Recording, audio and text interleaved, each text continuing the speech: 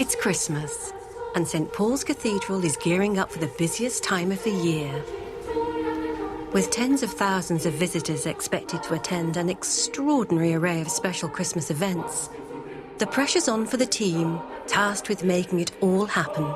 We use a lot more wafers at Christmas. I think last year we had about 2,000 wafers ready. Happy Christmas. From the clergy who lead the worship, We have so many big events in a very small period of time. to the world-class choristers, I'm not tired, okay? So don't try and tell me I am. to the cathedral's 150-strong workforce. No, other way, no, take the tension off. It's a little stressful. Everyone's come to hear celebrities read, and there's no celebrities. My Strictly Come Dancing glitter balls. For the first time, we've been allowed behind the scenes to film the countdown to Christmas, from the beginning of December right up to the big day itself. And Jonathan. Is Jonathan here? This is St. Paul's Cathedral as you've never seen it before.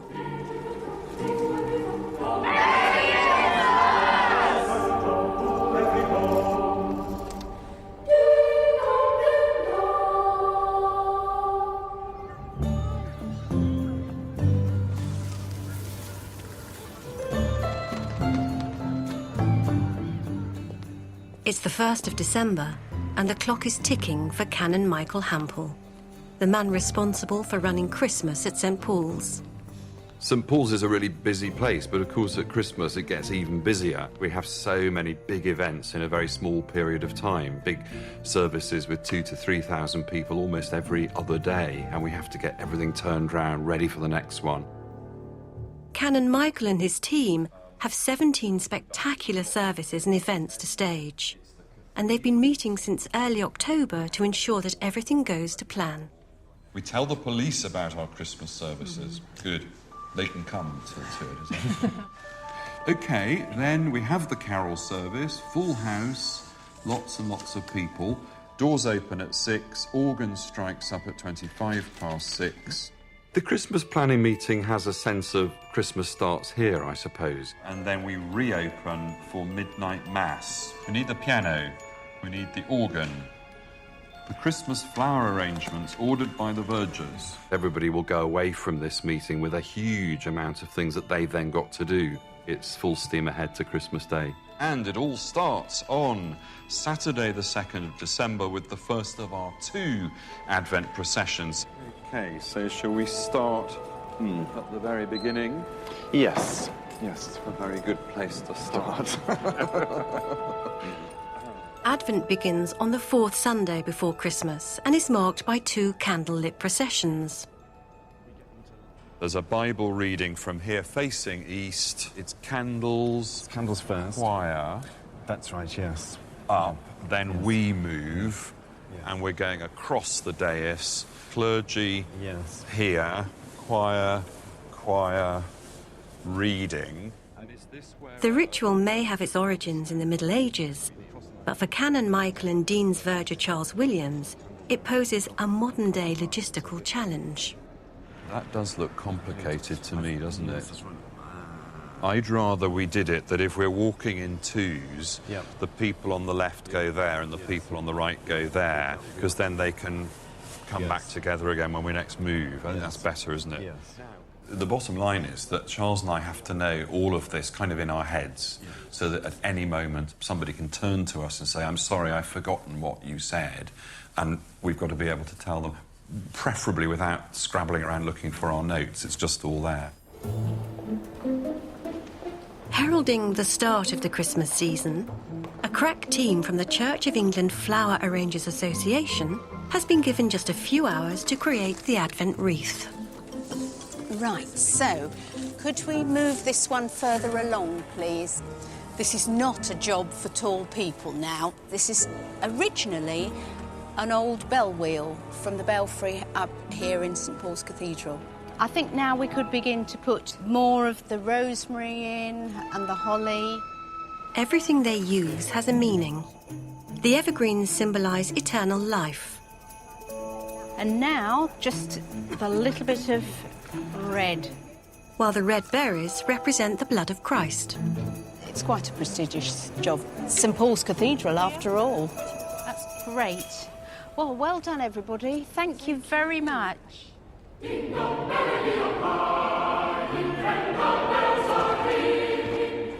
Morph, can you get your hair down, please? Right, OK, boys, please don't wipe your mouths with your surplices. It's a gruelling schedule for Director of Music Andrew Carwood and the 26 choristers that make up the cathedral choir. They have 30 services to perform in the next 25 days.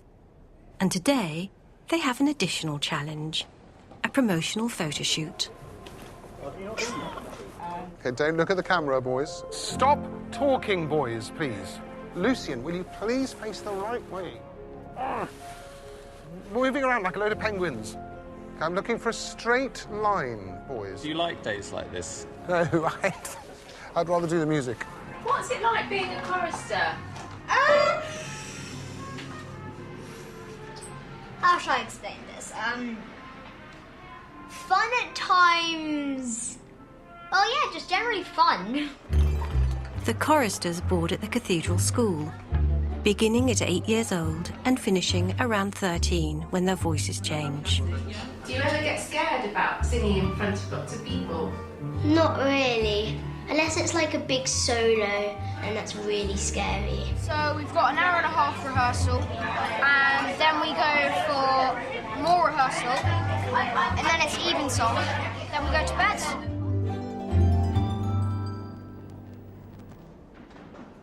Also feeling the pressure are the cathedral's vergers. It's the day of the Advent procession, and Deputy Head Verger, Esther Anstis, has just a few hours to get everything ready. We sort of act as stage managers for this sort of thing. So we make sure that if you were to think of it as a theatre, today we're getting the costumes ready, we're getting the props ready, we're getting the scripts ready, which is probably the next thing I'm going to do is put service papers into choir for the candle bearers. Candles are lit at the beginning of each Eucharist service through Advent on Sundays, and the last candle, the white one in the center there, is lit at the midnight Eucharist on Christmas Eve. This one's a small, that one's a large, so that one's for the Dean. Beautiful copes. They're blue for Advent. And tonight they're using candles, so we've got candles already trimmed for them. These are incense grains. You put them on hot charcoal and they create the most marvelous smoke. And it's tree sap that's been spiced with many, many various spices. We're going to be hiding behind the high altar and make as much smoke as we possibly can. It's going to be great. Hidden away in the cathedral's crypt, Director of Music Andrew Carwood is putting the choristers through their paces just hours before the Advent procession. Out. He's gone up with a what? Oh, a shout. He's gone up with a shout. You've gone all posh. With over 40 hours of rehearsals in December alone, being a chorister is a full-time job. And it's got to have a big shirt on, otherwise it's not a shout. The rehearsals are essentially fully professional in the way they're run, because that's what we aspire to in performance, and that's what we're trying to achieve. We also work with the pressure, of course, that it's St Paul's Cathedral, so it always has to be excellent. Sing! Okay, you've got to sing the last bar of 9 and the first 3 bars of 10 from memory. Sometimes you have to apply a bit of pressure, and that's often towards the end of a rehearsal, and because they're just starting to switch off a bit, and they've been singing for an hour. And if something's not going well, that's not acceptable in my mind. That's just something they need to fix. Okay, I will explode if you do not get your fingers on that chant and sing the right note. Have you ever seen a choir master explode? Yeah. Yes, good. Get dressed as quickly as you can, please. How long do you have? About 2 minutes. 2,500 people are expected to attend tonight's Advent procession. For Canon Michael, having such a large congregation provides an ideal opportunity to return to his theatrical roots. It plays to my strengths as somebody who likes to devise and create special events. I spent a lot of my youth on the amateur theatre stage. My favourite Shakespeare role, I think, was Polonius in Hamlet. In light opera, I think that my favourite role was Pooh Bah in The Mikado. When I announced that I wanted to be ordained, several of my friends said, oh, well, it's still like going on stage, but just in a different way.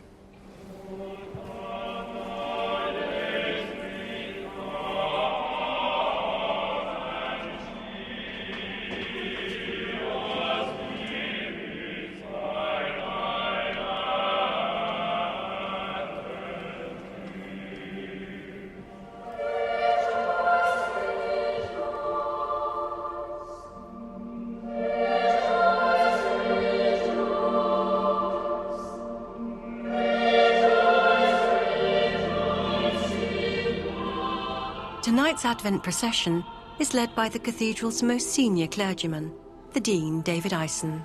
In the name of God, who has delivered us from the dominion of darkness and made a place for us in the kingdom of his beloved Son, we welcome you.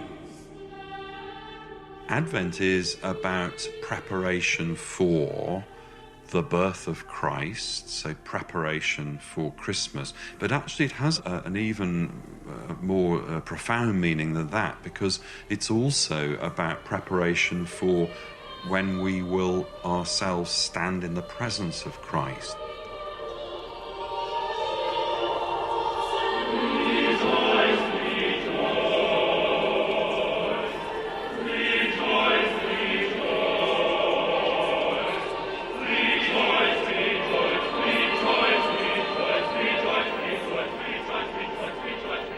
I think a satisfying act of worship is where people have been inspired by what they've experienced, but haven't quite noticed how complicated the liturgy is. If they noticed all the joins, I think we've failed. Only we should know the intricacies and the complications. They should simply experience a seamless garment which wraps them in prayer and praise. Rejoice, rejoice,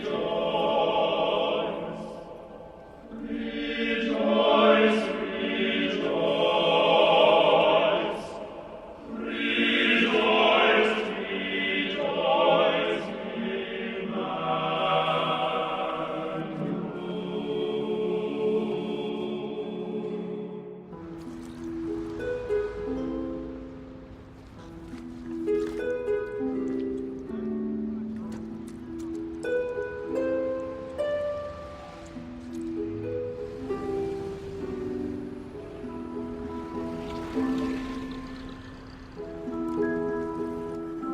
Esther is used to early mornings. She grew up on a dairy farm in Canada. I would say my favorite shifts are the early shifts. It's quite special to come into the building at 6:30 in the morning when it's completely empty and just be in that space by yourself for a little while. Watch the sun come in the east window. Christmas is a time that the cathedral pulls together to do a lot at once. I trained as a high school teacher and a paramedic in Canada. And all of those paths sort of led to this. I wish I'd known 10 years ago this is what I should do. It's the best job in the world for me. I love it. It's hard and it's complicated and frustrating sometimes, but it's rewarding and it's astonishing and it's beautiful.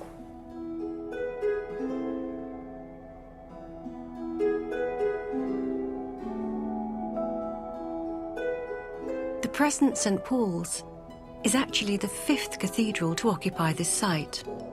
Designed by Sir Christopher Wren after the Great Fire of London destroyed its predecessor, it took 35 years to build, cost the equivalent of £80 million, and was finally completed in 1710.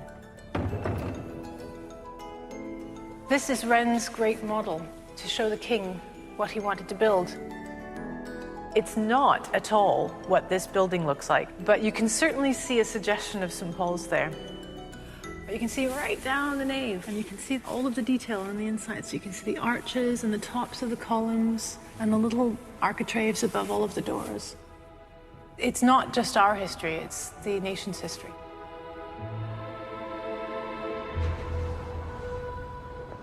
St Paul's has been charging tourists for entry since it opened. And this Christmas, the cathedral will welcome over 45,000 people through its doors. You can come in. Do you mind taking that off, please, sir? No. I should have sent you back. One of the important things for us at St Paul's is the concept of welcome. We have those enormous front doors, and metaphorically we want to open them as wide as we can to people of all different backgrounds and different experiences of life. Cathedrals are big enough to hold people who are very committed to their faith and people who are not sure. I often say cathedrals have lots of shadows that the hesitant can sort of loiter in. People dancing on the edges of faith. And our attempt in cathedrals is to encourage people, if they wish, to move a little further into the centre and make more of a commitment to their faith if they wish to.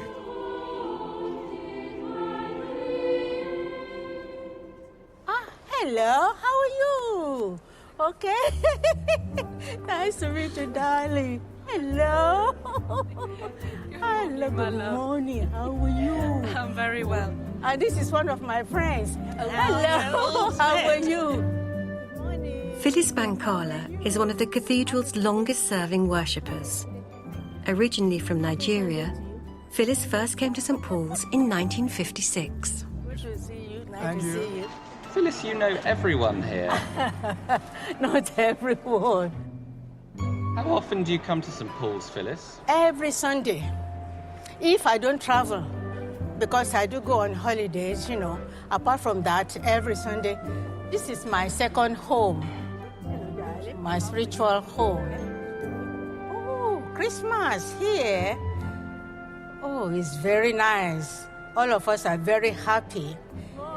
The atmosphere is glorious. And since I started coming here, St. Paul's Cathedral has been very kind to me. Today, to mark more than 60 Christmases at St Paul's, Phyllis has been given a special honour. I'm here to light the Advent candle, so I'm so excited, and I thank God for helping me to be here today.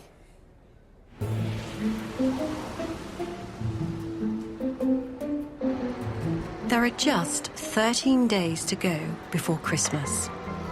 And in a tradition that dates back to the Queen's grandfather, George V, the Crown Estate at Windsor have provided the cathedral with 3 Norway spruces. These 25-footers might be a royal gift, but not everyone's happy. Normal length, but they do look quite fat. So, yeah, we just got to go through a window. And that's the thing. So once we get it up there, we'll see if it can go through the window. The trees need to be up in time for the next big service in the St Paul's Christmas Countdown, the celebration of Christmas. A carol concert with an orchestra, celebrity readers, and over 2,000 guests. It's the glitziest event in the St Paul's Christmas calendar. We're all set for a big carol concert on the evening of Thursday, the 14th of December. There's a briefing of ushers and wandsmen over the page. Lots of instruments arriving via the North Transept. Readers' rehearsal, James, this is your event, isn't it? Does the times look right to you? Yeah, absolutely fine, yes. Father James Milne has been tasked with recruiting the celebrity readers. This is now over 2,000 people at this, so let's treat it as one of our biggies. Toilets. Oh, my goodness. Have we got enough? Father James has been the cathedral's sacrist for 3 years. This is where the magic happens. So Sue sets all the orders of service here. This is my desk here with something from my train set in the corner. Our new minister gave me this wonderful jelly belly machine. Because I'm rather greedy, I've eaten all the jelly beans. Father James has been stalking celebrities for the past 12 weeks, and his efforts are beginning to pay off. We have, in alphabetical order, Sheila Hancock, CBE, Emily Watson, OBE, And then we have one more TBC. TBC, OBE. I was most excited last year because Benedict Cumberbatch came and I was able to have a cup of tea with him. That's made me excited enough for like 3 decades. So I'm quite a happy bunny. We have biographies of the readers. So if we can put all of the things she's been in italic. Sweeney Todd, Annie, Sister Act. It's an eclectic mix. Cenopod and Carry On Cleo. Emily Watson. She played Jacqueline Dupre in the film Hilary and Jackie. Great. Excellent. The real kind of anxiety is getting the readers in the first place, making sure we have them all. And you've done that? Pretty much. Not completely. We're still looking for one more reader. With 30 choristers, 12 adult singers, and a 40-piece orchestra at his disposal, choosing the carols for the big concert is a huge responsibility. But fortunately, music maestro Andrew Carwood has privileged access to one of the cathedral's hidden treasures, the 22,000 historic books and manuscripts held in the library. I've come to the library to look through some of the past music lists which the choir has sung, just to see what carols they were doing, and just a little bit of inspiration as well. It's interesting to see that they were doing some things which have really fallen out of favour now. So we've got a carol here called On Asia Minor's Sunny Shore. That's not really become a bestseller in the 21st century. But we can see all of the things which we love very much now. Hark the Herald Angels Sing, O Little Town of Bethlehem. We now have the tradition that your carol service really has to start with a child's voice, singing the first verse of Once in Royal David City, and of course your heart's in your mouth almost. It's the moment, it's all starting. Mrs. Alexander, who wrote those words, she didn't like children being bored during services. I suspect it's been an age-old problem. She writes words children can get, so that she doesn't talk down to them at all. And I suspect that's partly why we have a bit of a love affair with that carol, because it reminds us of being children a little bit. There's fierce competition for the prestigious Christmas solo, and senior chorister Benjamin is in the running. At 12, it'll be his last Christmas at St. Paul's, and his last chance to sing the solo. It's a big thing, isn't it? Well, it's such a beautiful carol, and I think it's at so many major events, especially here, that everyone sort of regards it as once in a while. Yeah, so it's quite exciting.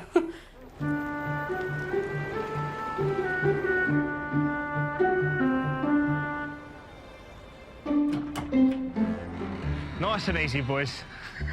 You can't have a carol concert without Christmas trees, and the trees need to be winched into place after the cathedral's close for the night.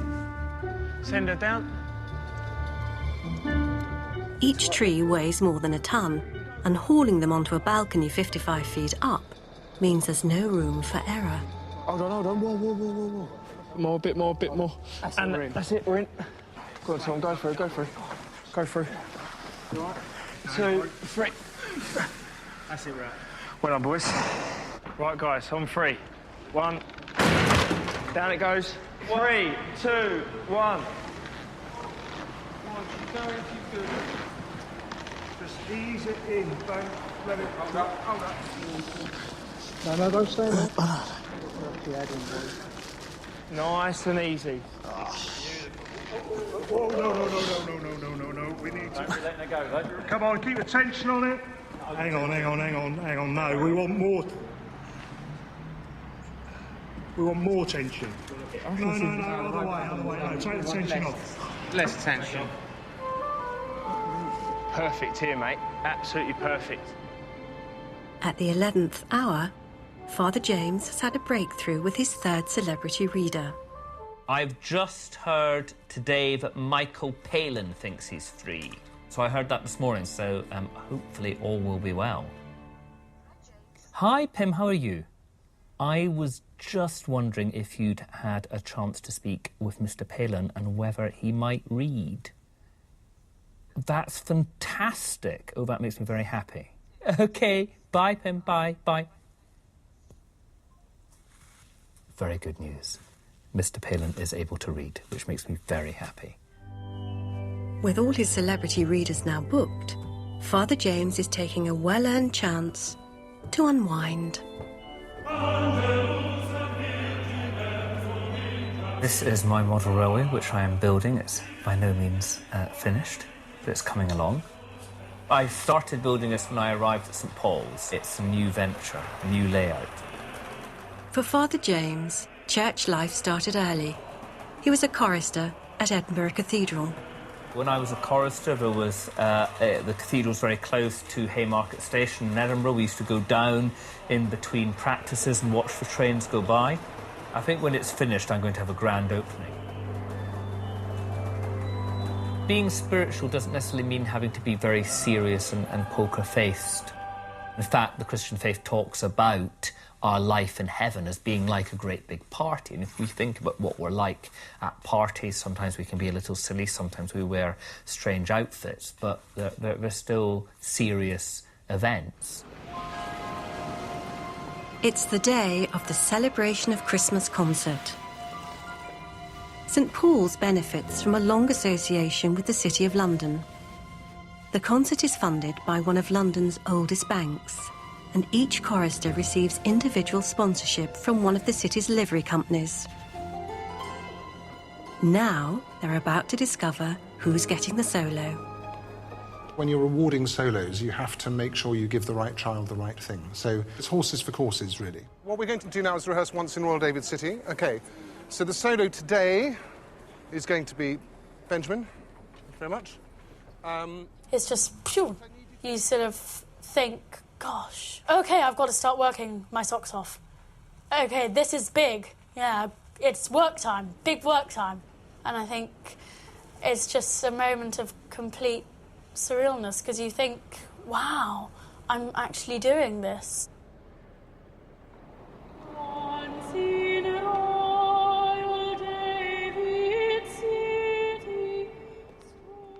Father James has just 45 minutes to meet and rehearse his celebrity readers before the doors are open to the public.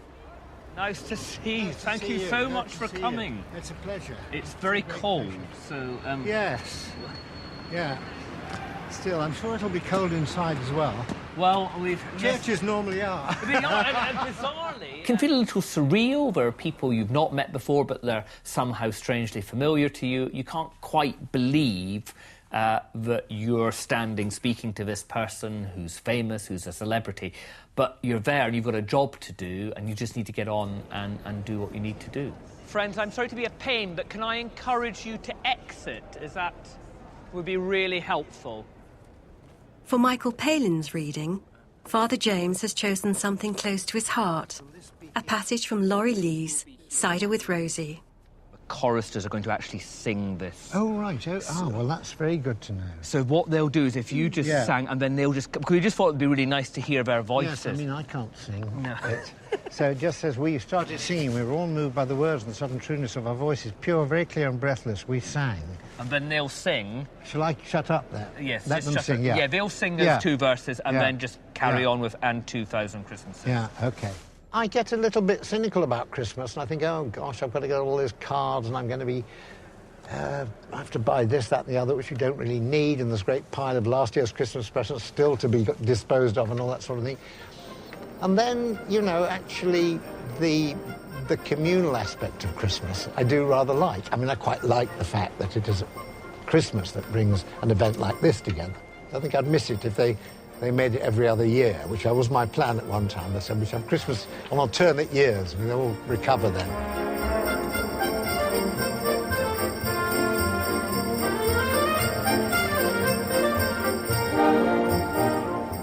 I think the St Paul's at Christmas is culmination of everything that we do. We have the music, we have the organ, we have the drama. They're great celebrations, wonderful spectacles.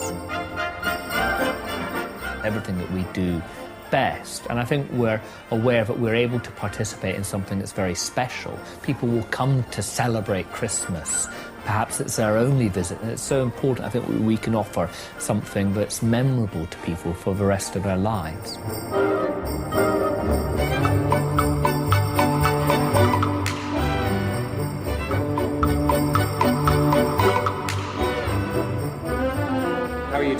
I'm fine. We've had a lovely tea with our celebrity readers, and that's all gone well. I think it's now just to think about bringing on our readers in a moment. Stop it, please. Don't do it. Keep going, keep going.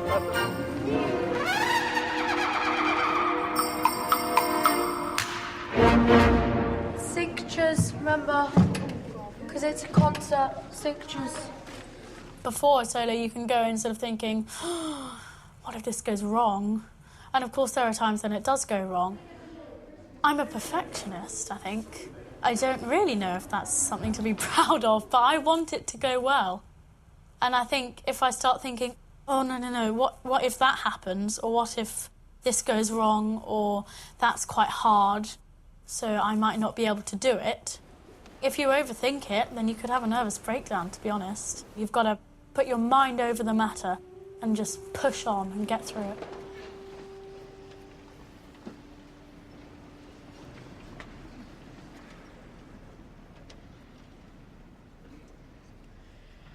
Once in royal David's city stood a lowly cattle shed, where a mother laid her baby in a manger for his bed. That mother mild, Jesus Christ, her little child.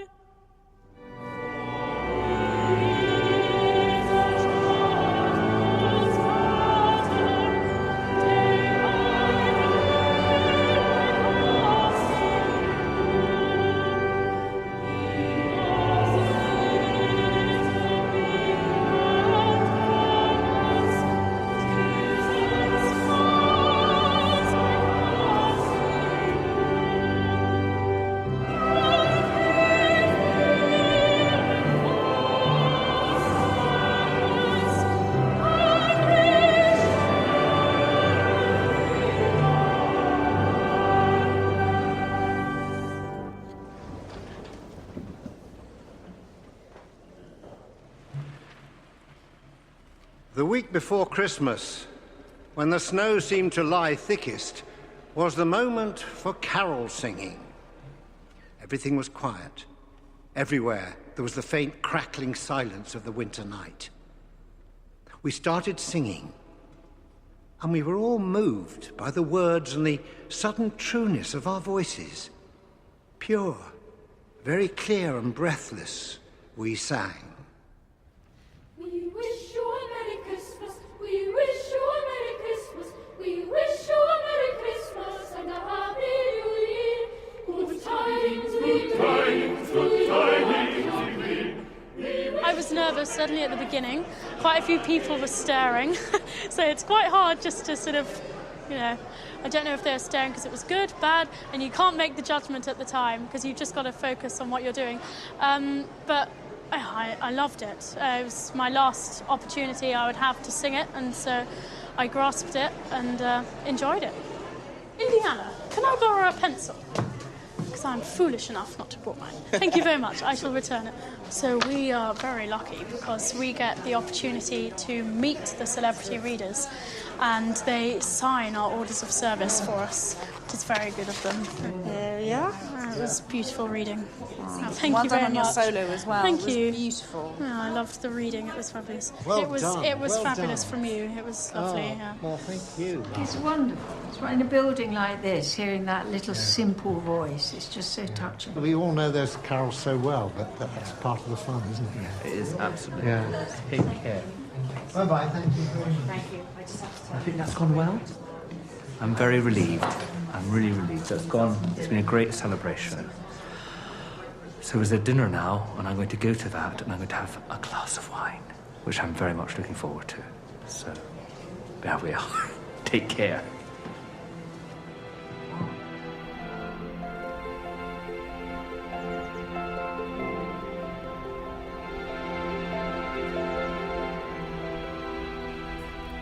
It's just over a week until Christmas Day, and the cathedral's works team are on a mission.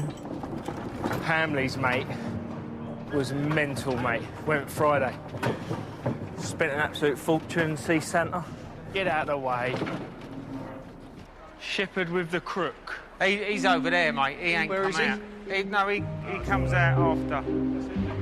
There's been a nativity scene at St Paul's since the 1930s, but the tradition goes back to 13th century Italy, when St Francis of Assisi staged one using real people and live animals. If you put your ass over there, Lee.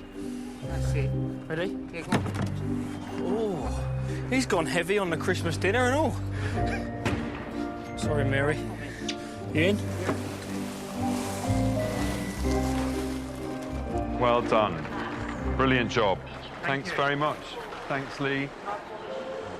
There's a close association between St Paul's and the Islington Centre for Refugees and Migrants, many of whom take part in the special Christmas services. People do come to St Paul's because they are lonely. Everybody thinks that what you do at Christmas is get together with family. So if there are people missing, that loss, that absence is amplified or enlarged. For West African-born Kofi, St Paul's has been a lifeline. Sometimes difficult for me because my family is far from me, far away. My wife, my daughter, we are not in UK with me. When I get home, I feel a little bit alone. Sometimes when you wake up, you are completely broken, your mind's low, your body is painful. My simple help us and help the center. Keep going, yeah. Keep hope and keep going. He's an expert at it. We might not be able to answer their needs materially there and then, but one hopes that for the duration of the liturgy, they're able to be in a different kind of family, which is the family of faith.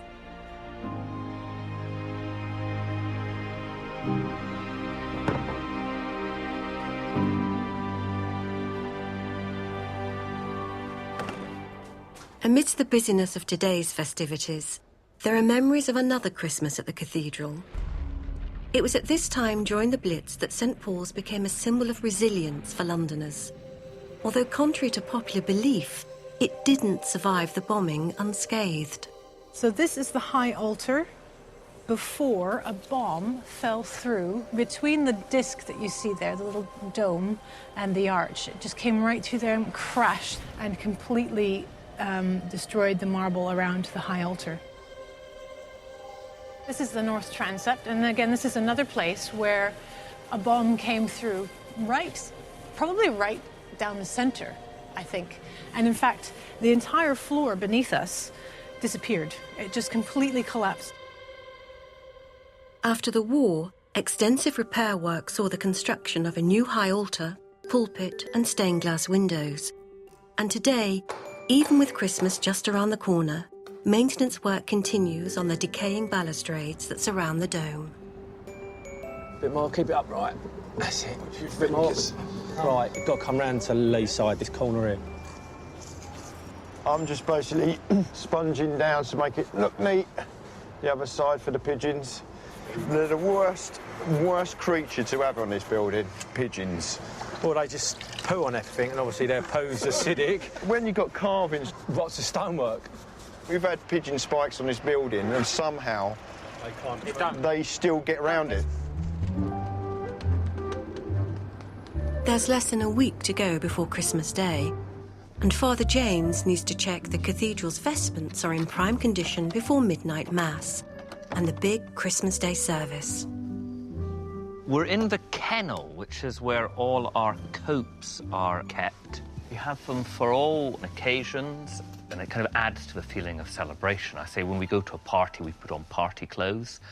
They might sometimes look a bit ridiculous, but they give the sense of, you know, the grandeur of the occasion. Some of them are quite kind of sort of from the 70s. They're sort of space age and psychedelic. I'm not quite sure it's to current taste. I'm looking for the George V coats, which these were made in 1935 for George V's Silver Jubilee, and we wear them particularly at royal occasions, but also at Christmas. Inevitably, there's a bit of wear and tear, but they are spectacular, I think. You can just see how little threads just work themselves loose. We take them to the broderers who can kind of refix them. This is the geometric staircase, which was built to take people up to the cathedral library, and it's been used in numerous films, like The Madness of King George, and also in the Harry Potter films. I always feel a little nervous going up these stairs, because apparently the steps just go 4 inches into the wall. So I'm always glad when I reach the top.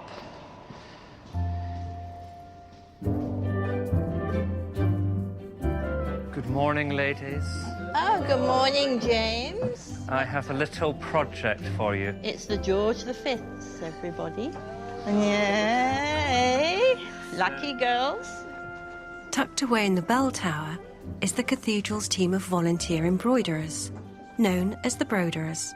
There's a reference to embroiderers in the Bible in Exodus, and those embroiderers made the borders for the priest's robes. So I think broderer and border maker are kind of sort of intertwined. The early days of St. Paul's, all around by the ancient medieval church, there were embroidery workshops. And then you got the dissolution of the monasteries, and all this was cast aside. And then there was a revival of vestments in the 19th century. And so these all sort of came back into use. So this is the Bishop of London's mitre. So each of these little flowers takes a day to embroider. The forget-me-nots represent Virgin Mary. We have a lot of fun here. I've been here for 11 years now, but I was a fingerprint officer. A fingerprint officer? Yeah. What did that involve? At Scotland Yard. Fingerprints. Fingerprints. I was born and bred in Adelaide in South Australia, and they have an annual big agricultural show that covers the whole state that does all sorts of things. I did the ironing competition and I won it, and I was the grand old age of 11 when I did so.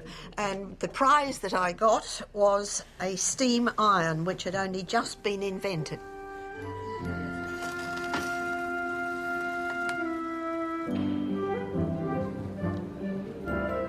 It's the 21st of December, but Benjamin and the other choristers won't get to go home until after the Christmas Day service in 4 days' time. So family visits are important. Tonight, Benjamin's mum, Ruth, has come to see him perform in a modern Christmas classic, Britain's A Ceremony of Carols.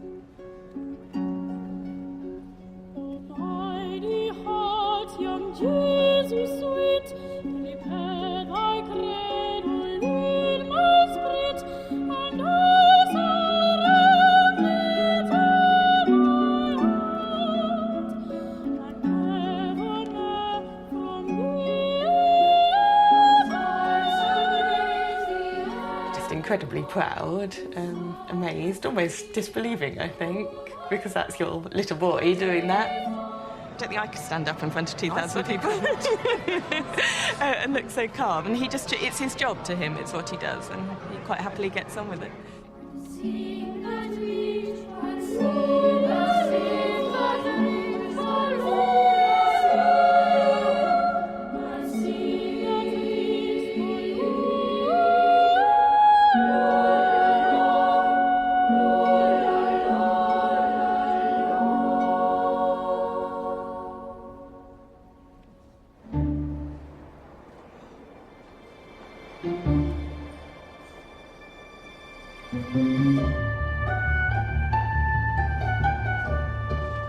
There's just 48 hours before Christmas Day, and the team at St. Paul's are feeling the pressure.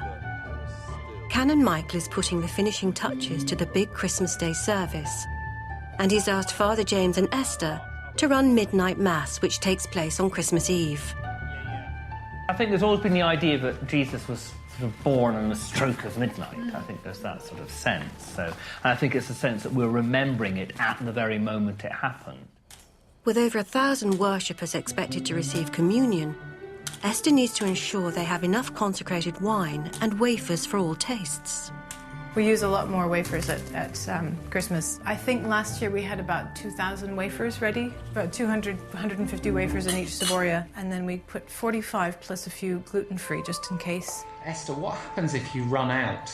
We'll have a few more Saboria counted out, which is really above and beyond what we'd ever need, with a set of consecration words next to them, and we'll find a priest, drag them into the sacristy, we'll do a bit more of a consecration of the wafers and wine. Yeah, there's another 200. We would rather over-cater than under-cater for something like this.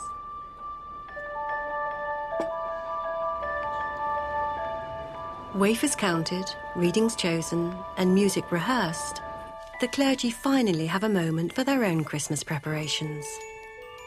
Christmas chic.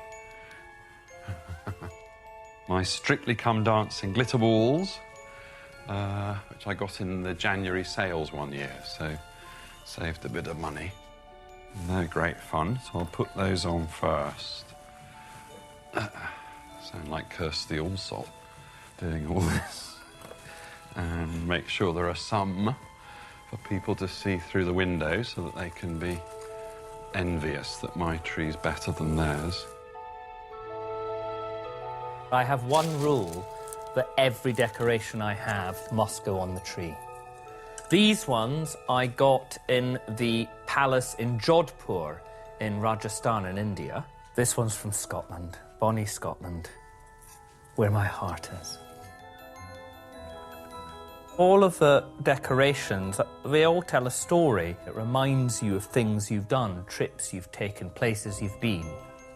As a child, we always had a real one. That was the thing. We always had a real Christmas tree.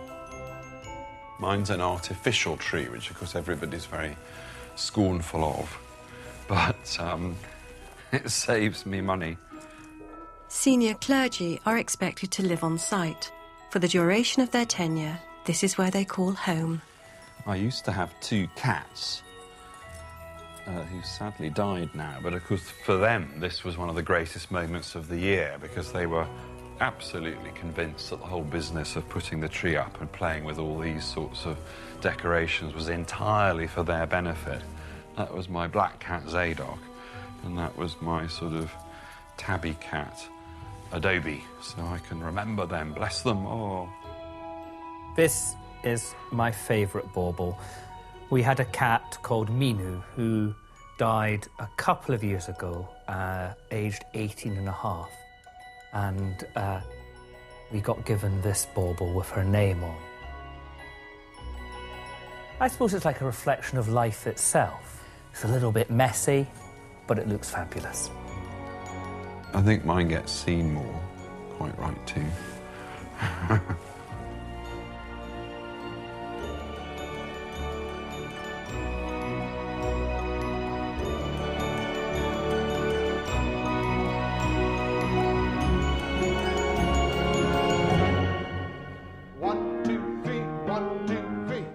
It's just a few hours before midnight mass, and the choristers are cramming in one last rehearsal.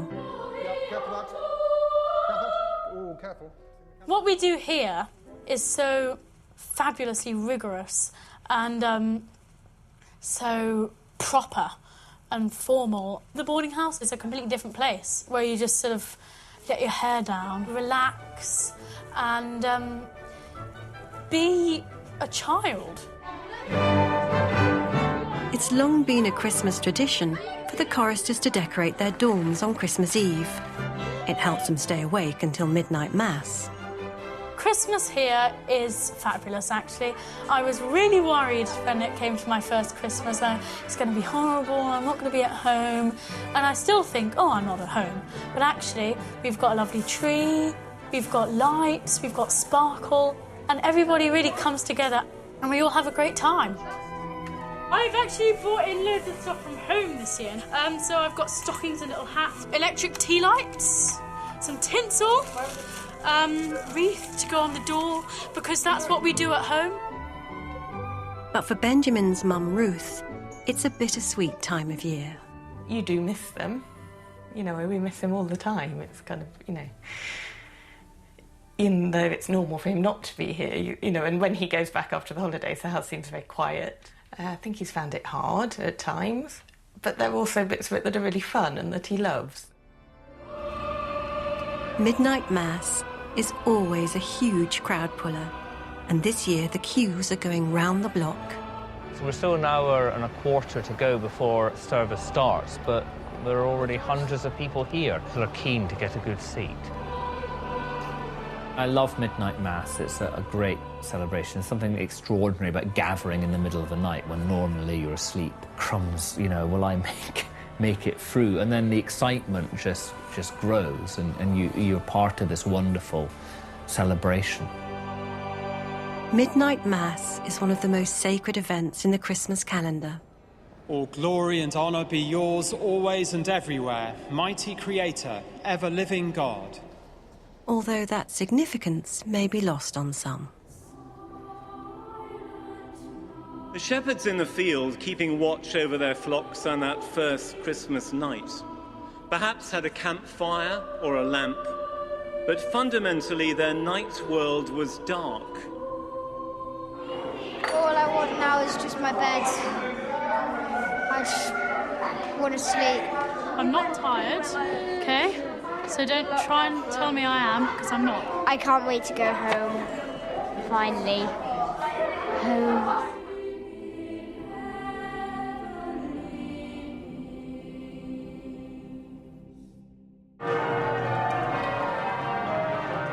The climax of months of intensive planning and hard graft has finally arrived.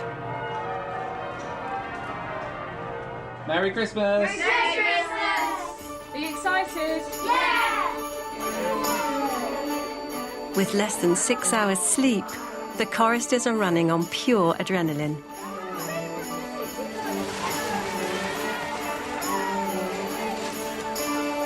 So we've all got suitcases, which I assume are for the tour to America. So we have St. Paul's Cathedral, none other than. So that'll remind us of home when we're across the globe. But after opening their presents, the choristers still have a full day's work ahead of them. Yay! It's Christmas, and the good thing about Christmas is that you get Cocoa Pops, because we never, ever get Cocoa Pops. And today we're getting Cocoa Pops. I love Cocoa Pops. It's the biggest show of the year. Over 100 St. Paul's clergy and staff will be working today. And it's up to Canon Michael to ensure that everything goes according to plan. This is Christmas Day. A lot of the people might be coming to us for the first time. They might be visiting London and will never be able to come to us again. And we don't want them to go away having had, you know, something that hasn't been quite as spectacular as it should be. And we've no excuse at St. Paul's. We're blessed with so many wonderful resources and such professional people. Our acts of worship, and particularly on Christmas Day, should be tip-top, inspiring and fulfilling. Well, you can see we're starting to fill up. We've got lots of people coming in, and the onesmen are bopping away out there, getting everyone into their seats with a service paper and a gift aid envelope. So it's all happening. And everybody is so happy. We're joyful. The best day, you know, in the year that all of us are very, very happy. Over 10,000 people will pass through the cathedral today. And ever the showman, Canon Michael wants to ensure that everyone on his team hits their marks. Simon, if you could take the head, and Helen behind. There we are. And it's Jonathan. Is Jonathan here? Was. Maybe he's next to the loo.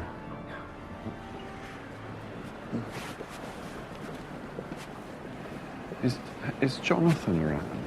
Jonathan, the treasurer.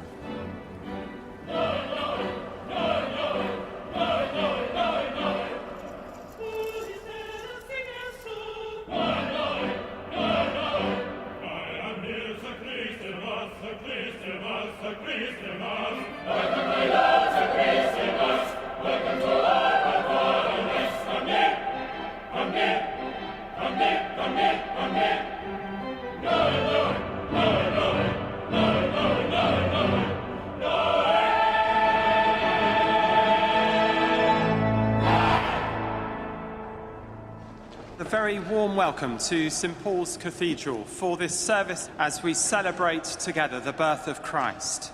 We're delighted that you can join us in this house of prayer for all nations as we give thanks to God and rejoice that he came among us in human form.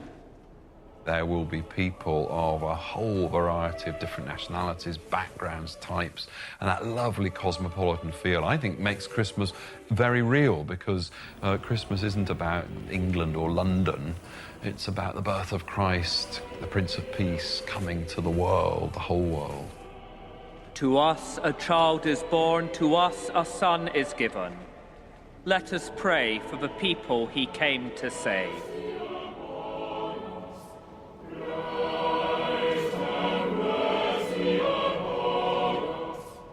We've been working through the year in so many different services, some very poignant, some very joyful. And we come to Christmas, and it's just a great celebration of everything we do. And the peace of the Christ child be yours this Christmas. And the blessing of God Almighty, Father, Son, and Holy Spirit be among you, and remain with you always. Amen.